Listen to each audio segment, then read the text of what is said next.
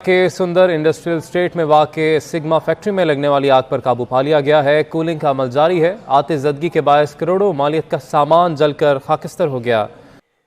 ए ख्वाबे मस्ते नाज कयामत गुजर गई, आंखें तो खोल शहर को सैलाब ले गया। नाज़रीन कराम, इस वक्त रोशनियों के शहर में कयामत खेज मनाजिर है। इस वक्त वहां पर सैलाब की जो सूरत हाल है, जिसने इस वक्त पूरे शहर को मफलूज करके रख दिया है। फौज मैदान में आ चुकी है, किसी से कुछ कंट्रोल नहीं हो रहा। किताब नहीं है यार इनका, यार ये कैसा इंसाफ है। पेट्रोल 180 200 रुपए हो गया पेट्रोल। यार कुछ तो ख्याल करो, इधर कोई निजाम करो। ये तो कोई बच्चा डूब गया तो फिर कौम को ये लगता था 47 में वहां से कराची से हिंदुओं को, सिखों को, बाकी सबको भगा करके बहुत ही कुछ गजब का कर ले जाएंगे, जिसको लगता था। आज आप देख लो, जिसको रोशनियों का शहर कहा जाता था, आज वो अंधेरों का शहर है। बिजली, क्योंकि पानी की वजह से बहुत सारा बिजली की व्यवस्था भी इनके यहाँ पे ठप हो गई है। लोग सब्जी लेने नहीं जा पा रहे हैं। कोई आप इसको ये मत समझो कि कोई इतना जमीन से इतनी ऊंचाई पे है, घुटनों तक पानी है। इतना कमर तक कई जगहों पे तो कमर तक कई तो इतना पानी है कि दो आदमी एक साथ में डूब जाए कुछ इलाकों में, पाकिस्तान के, कराची के। और उसके साथ साथ में आप देखो जो इनका डीएचए, जो बहरिया टाउन, इस टाइप के पॉश इलाके हैं जहां पे आज तक कभी पानी नहीं भरा, वहां पर भी पानी भर रहा है। एक तो पानी भर रहा है, ऊपर से बैराज भी इनका टूट गया है। उसके बाद भी जो टाइड है, समुद्र भी अपना पानी पूरी ताकत से जवाहर भाटी के थ्रू कराची के अंदर फेंक रहा है। तो सब चीजें एक साथ हो रही है। दूसरी तरफ कहीं इनकी फैक्ट्री इलाकों में आग भी लग रही है। तो पूरा पाकिस्तान की समय हालत बहुत ज्यादा टाइट है। पूरी चीज क्या है, पहले तरफ चलते हैं। उधर लाइन्स एरिया में घर में एयर कंडीशनर का कंप्रेसर फटने से 5 अफराद जख्मी हो गए। जख्मियों को सिविल अस्पताल बर्न्स वार्ड मुंतकिल कर दिया गया है, जहां उनका इलाज जारी है। के सुंदर इंडस्ट्रियल स्टेट में वाक़े सिग्मा फैक्ट्री में लगने वाली आग पर काबू पा लिया गया है। आतिशज़दगी के बायस करोड़ों मालियत का सामान जलकर खाकिस्तर हो गया। इस वक्त मौजूद हूँ सुंदर इंडस्ट्रियल स्टेट में, जहाँ पर सिग्मा के नाम से एक फैक्ट्री के अंदर अचानक आग भड़क उठी, जिसने देखते ही देखते फैक्ट्री के एक बड़े हिस्से को अपनी लपेट में ले लिया। और आतिशज़दगी के बायस इस फैक्ट्री में मौजूद करोड़ों रुपए मालियत का सामान जो है वो जलकर खाकस्तर हो गया है। रेस्क्यू 1122 की टीमों को जब इत्तला मिली तो रेस्क्यू 1122 की तकरीबन 12 से ज़ायद गाड़ियाँ जो हैं वो मौका पर पहुँची और 60 फायर फाइटर्स ने इस ऑपरेशन के अंदर हिस्सा लिया है। हब डैम की सूरत हाल के हवाले से आपको अपडेट करें तो इसमें पानी की सतह में मजीद 1 फीट का इजाफा हुआ है। पानी की सतह 336 फीट तक पहुंच गई है और डैम में सिर्फ 3 फीट की गुंजाइश रह गई है। खुजरू और शकरदरा में बरसाती नालों ने तबाही मचा दी है। बारिश का पानी सैकड़ों घरों में दाखिल हुआ है। लाखों रुपए का कीमती सामान पानी में बह गया है। लाखों रुपए का नुकसान हुआ है। लोगों को मुश्किलात पेश आ रही हैं। सूरत हाल पैदा होते ही जिला इंतजामिया भी जाग गई है और डिप्टी कमिश्नर मोहम्मद रजाक मौके पर पहुंच गए हैं और इलाके में इमदादी कार्रवाइयों का आगाज कर दिया, जबकि रेस्क्यू 1122 भी मौका पर पहुंचकर अपनी कार्रवाई। कराची में बारिश ने तबाही मचा दी। डिफेंस फेज 2 में बारिश का पानी घरों में दाखिल हो गया। घरों के बाहर भी सड़क तालाब का मंजर पेश कर रही है। डीएचए फेज 2 का इलाका है, यहाँ जो पानी है वो घुटनों तक जमा हो गया है। पानी घरों के बाहर जो पौधे पड़े थे वो टूट गए इस पानी की वजह से। पानी जो है घरों में दाखिल हो गया है। घरों का जो इलेक्ट्रॉनिक सामान था, टीवी, माइक्रोवेव वगैरह, वो जल गए हैं इस पानी की वजह से। ट्रैफिक की रवानी बिल्कुल मुतासिर है। यहाँ line of peoples bus service की भी शदीद बारिश के आगे बस हो गई। शहर भर के पेट्रोल पंप्स डूबे तो तमाम तेल कंपनीज ने पेट्रोल पंप को तेल की सप्लाई मुअत्तल कर दी।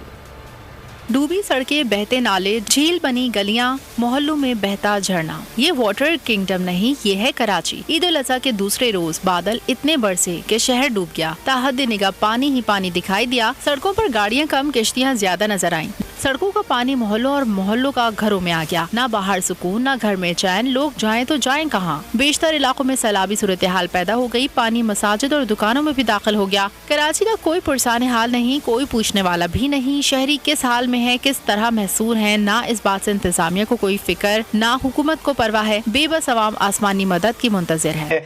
किस तरह से रेन अलर्ट जारी करके सब सोने चले गए और किसी ने शहर का कोई पुरसाने हाल इस वक्त हमें हमें नजर नहीं आ रहा।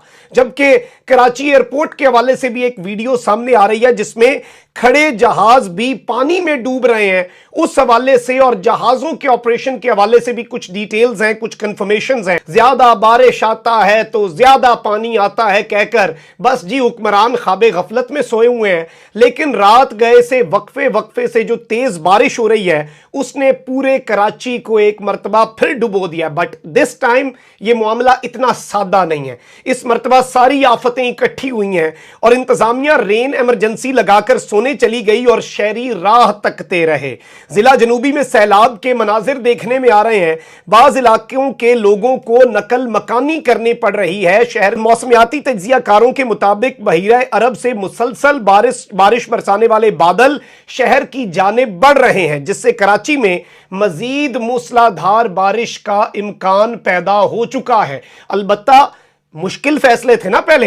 हामिद मीर कह रहा है इस वक्त, क्योंकि ये याद रखिएगा वो नून लीग का बंदा नहीं है, वो पीपल्स पार्टी का आदमी है। वो हमेशा बारीक वारदात डालता है। कहता है जी कराची के मसाइल बिल्कुल अपनी जगह, जो अवाम डूब रही, लेकिन क्लाइमेट चेंज असल इशू है। हमें क्लाइमेट चेंज पे बात करनी चाहिए। तमाम कंपनीज ने तेल की सप्लाई रोक दी है। बहुत से पेट्रोल पंप जेरे आब आ चुके हैं और अगर ये मामलात हल ना किए गए तो क्या होगा? तो जी पेट्रोल की जो एक किल्लत है वो भी इस शहर के ऊपर साथ ही आ जाएगी। जबकि अब सूरत हाल ये है कि एमक्यूएम वाले, अलबत्ता मैं आपको ये बता दूं एक चीज आप याद रखिएगा कि एमक्यूएम और कराची जो है इस पूरे के पूरे मामले में ये पीपल्स पार्टी और एमक्यूएम की पार्टनरशिप में आज कराची डूब रहा है। ये अब जी शहबाज शरीफ साहब क्यों बोले? पीपी के ऊपर बोलेंगे, पीपल्स पार्टी पर बोलेंगे, कोएलिशन के अंदर हुकूमत है, डीएचए या कंटोनमेंट एरिया 60% है उस पर बोलेंगे तो कहीं और से डंडा आएगा, बैरिया टाउन पर बोलेंगे तो मलिक रियाज जो है वो इन्हें कहीं का नहीं छोड़ेगा। तो ये सारी की सारी चीजें ज़हन में रखनी है। अब मैं आपके सामने कुछ डिटेल्स रख देता हूं कि इस वक्त सूरत हाल क्या है और किस तरह से जो समुंदर है उसने पानी लेने से इनकार किया, या तो ब्लैकआउट कर चुका है। वो थोड़ा सा करेंगे, वो पीपल्स पार्टी की अब गवर्नेंस पे बात नहीं होगी। बैड गवर्नेंस क्या, गवर्नेंस ही नहीं है, मजाक बना के रख दिया हुआ इन्होंने मुल्क को, मुल्क के लोगों को। शहर कराची पूरे पाकिस्तान को चलाता है और उस शहर को कोई नहीं चला पा रहा। यह मैं आपको बताऊं कि इस वक्त समुंदर में चांद की 13वीं और 14वीं तारीख जो होती है उसकी वजह से जो लहरें हैं, जो टाइडल वेव्स होती हैं वो बुलंद सतह पर हैं, जिसकी वजह से समुंदर भी जल्दी इस पानी को लेने की पोजीशन में नहीं है। ये पानी अब कहां पर जाएगा? वही मैं कह रहा था ना कि सारी आफतें इकट्ठी हो गई। बारिश की आफत, पीपल्स पार्टी की आफत, इंपोर्टेड हुकूमत की कोई ये इसकी वजह से अब समुंदर भी पानी लेने की पोजीशन में नहीं है। इंतजामिया वहां पर है कोई नहीं। वहां पर अब क्या होगा, पानी को किधर फेंकेंगे? और इन्होंने तैयारियां नहीं की। अलबत्ता कह रहे थे वो इलाके जहां पर पीपल्स पार्टी, मुर्तजा बाब, ये सब गए, इन्होंने कहा कि जी यहां पर हमने बेहतरीन तैयारियां, फोटो ऑपरेशंस किए, इन्होंने मीडिया को दिए, इनके लिफाफों ने, टोकरों ने वो शेयर किए। 70 सालों से कम जो इनके बाकी बिरादर दोस्त हैं अरब वाले, उन्होंने कम से कम इतना दिमाग तो लगाया, अपने देश में कम से कम बहुत ज्यादा साइंस का, विज्ञान का माहौल नहीं बनाया तो कम से कम पेट्रोल निकल आया, थोड़ा जेब में पैसा आ गया। बाहर से कम इंजीनियर्स को, साइंटिस्ट को, डॉक्टर्स को हायर तो किया, खास तौर पे इंजीनियर्स को, ताकि वो इंफ्रास्ट्रक्चर सुधार सके, बाकी सब चीज सुधार सके। खुद अगर कोई चीज नहीं कर सकते, कोई चीज नहीं आती है तो एक वो भी तरीका बुरा नहीं होता है कि भाई कबूल लो कि हमें नहीं आती है, काबिल आदमी से करवा लो। पाकिस्तानी में तो वो चीज है ना, तो खुद में कबूलना है, ना उसको बेटर करना है, और ना ही काबिल आदमी को आने देना है। आने के देने तो भगा चुके हैं काबिल लोगों को, पूरी ये डेमोग्राफी खा गए। उसके बाद भी खैर क्या ही, आप देखो इनके देश में जो इनके कमाल की, इनकी इंजीनियरिंग का ये नतीजा है। जैसे इंडिया है, आप देखो फॉर एग्जाम्पल, इंडिया में जो समुद्र से सटे हुए शहर हैं, जैसे मुंबई हो गया, जैसे चेन्नई हो गया, जैसे और भी कई सारे हैं, इन सब में जैसे मुंबई की अगर हम लोग बात कर ले तो आप देखो मुंबई में पंपिंग स्टेशंस बनाए जा रहे थे, जो प्रोजेक्ट अब तक खत्म हो जाना चाहिए था। 2022 से लेकर 23 के बीच में प्रोजेक्ट खत्म हो जाता, 8 पंपिंग स्टेशन बन रहे थे। अगर देवेंद्र फडणवीस जो थे वो 19 से अब तक में सीएम होते, अब वो प्रोजेक्ट दोबारा से खुले हैं, तो बीच के समय में पूरे बंद रहे थे। वो होता क्या, उससे जो पानी, जिस ताकत से पानी समुद्र फेंक रहा है शहर में, उससे ज्यादा ताकत से शहर से पंपिंग स्टेशन पानी बाहर फेंकते हैं, तो जो पानी मुंबई में पानी की समस्या होती है वो चीज वहां पे हल हो जाती है। इसी के साथ साथ में अभी मुंबई भर में पूरी लोकल चलती, जितनी कैपेसिटी है उसकी, उसकी कैपेसिटी से 1.5 गुना ज्यादा की जो है वो मेट्रो चलाई जा रही थी। वो भी पूरा आ रहे प्रोटेस्ट, ये प्रोटेस्ट वो प्रोटेस्ट, सही है गलत है वो आपके ऊपर छोड़ देते हैं, लेकिन वो भी प्रोजेक्ट जो थे वो 2024 तक कंप्लीट हो जाने थे। अब वो लगभग 27-28 तक कंप्लीट होंगे, क्योंकि अब वो काम दोबारा से चालू होगा। फिर जो समय लगना है वो तो लगेगा ही, वो तो तेजी से हो नहीं जाएगा। तो बहरहाल फिर भी कुछ और समय में जो चीज अब तक हो जाती वो हो जाती, लेकिन थोड़ा और समय लगेगा। बहरहाल बात कुल मिलाकर ये है कि सोचना पड़ता है, उसमें विजन लगता है, उसमें उस कदर के उस दिमाग के लोग लगते हैं, वैसे लीडर्स लगते हैं, तब जाकर के कोई चीज ठीक हो पाती। इसको हमने क्या किया है, भगा दो, सबको भगा दो। जिनके यहाँ पे रोजगार मिल रहा था उसको भगा दो, जो वहां पे काबिल लोग थे उसको भगा दो, सबको भगा दो। हम शहर पे अकेले कब्जा करेंगे और कुछ ऐसा शायद कर ले जाएंगे कि वो शहर बहुत ऊपर निकल जाएगा। है क्या, पूरी दुनिया के सामने नतीजे। पाकिस्तान में अभी आप देखो, ये तो कराची है ना, कराची में तो समुद्र की वजह से इतनी ज्यादा समस्या हो गई है। बाकी पूरे पाकिस्तान में चाहे लाहौर हो, चाहे वो इस्लामाबाद हो, सब में पानी की इस समय पानी भयानक रूप से भरा हुआ है।